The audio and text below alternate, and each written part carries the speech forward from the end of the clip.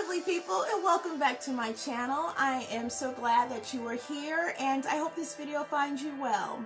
As you can see the title for today's video, it's covering an area that can be quite tricky and sometimes a difficult concept to grasp or envelop.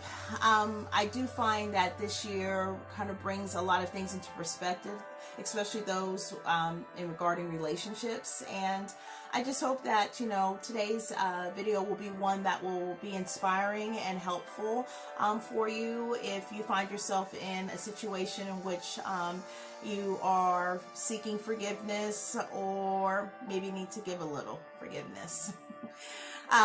So for today's video, I kind of wanted just to pop on and introduce it as this content is actually going to be pulled from the archives, if you will, from Motivation Suite podcast.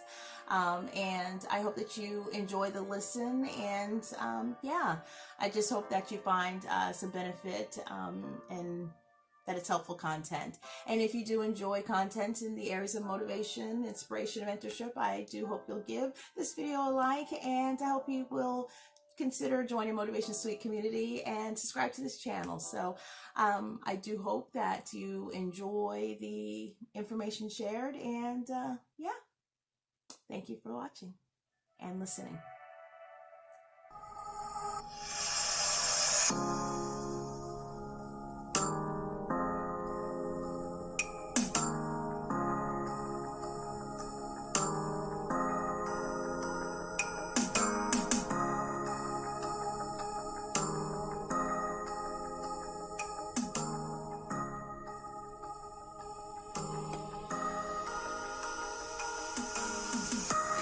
Hello everyone, and welcome to another episode of Motivation Suite, your dedicated source for all things motivation, inspiration, and mentorship. I am your host, April Rogers, and I am truly excited and simply thrilled that you are tuning in today. As you may recall, in our last episode, we covered navigating with intention, in which discussion included the basis and methodology of purposefully forward movement. And I hope you took some time to look at how you're moving when laying out the taskers needed for completion when working towards goal attainment. And as for today's episode, I wanted to have a freestyle chat on forgiveness with you. Although this subject is one that affects all year round, there's something about this time of year in which the thoughts and actions of forgiveness are so very prevalent. What to say about forgiveness? Well, for starters, newsflash, it's not always the easiest thing to do. I feel that some may look at the concept of forgiveness as a way of diminishing the hurt that they experience. There are some acts that can be considered non-forgivable, or may take a lot longer to forgive. And that's okay, because it is okay to take your time in this process.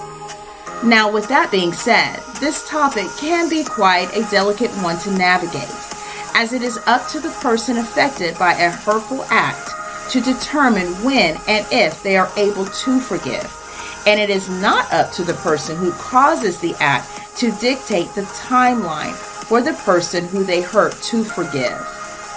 Of course, I speak of this notion of forgiveness with the understanding that for those egregious acts committed towards someone may take them longer to come to the doorstep of forgiveness, in which they may need to reach out to someone they trust and or talk to a professional that can help them work through the effects of those egregious acts in order for them to heal, as being able to heal is a priority for the person affected by the egregious acts.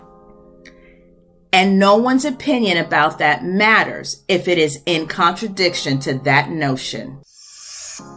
Now, with that being said, for today's freestyle chat, I want to focus more on those acts that may be a little easier to consider forgiveness. I think there are two important factors to remember when it comes to giving forgiveness. Number one, forgiveness is also for you, as it allows you to be released from the acute hurt you feel from a painful indiscretion. And number 2, forgiveness doesn't mean forget. You can forgive and not forget. I feel that there are always lessons to be learned in people's actions, and I have to say, my initial feeling of the idea that forgiveness meant fully absolving one's hurtful actions was very difficult for me personally to fathom. It is probably the most singular reason why I had a difficult time in forgiving those hurtful acts in which I felt were wrongdoings and or betrayals of my trust. And in most cases, this rang true. However, fortunately, in trying to heal from the hurtfulness, I learned what I now have come to believe is a truer meaning of forgiveness. You see, forgiveness also helped me. It allowed me to release myself from the pain. It also took the responsibility I felt in carrying the pain away. Because I was not responsible for someone else's carelessness and or insensitive actions. That responsibility lay directly at their feet. Along with that, I was able to grasp the understanding that by forgiving someone, it did not mean that I had the responsibility to forget. On the contrary, it meant that now I handle that person differently. Now, of course, depending on the indiscretion, you have to determine if this is someone that should continue to be a part of your life. And if you have determined that they have not, then that is okay too. Sometimes we have to put our relationships, whether friends or sometimes family members, on the shelf if they are not conducive to our well-being.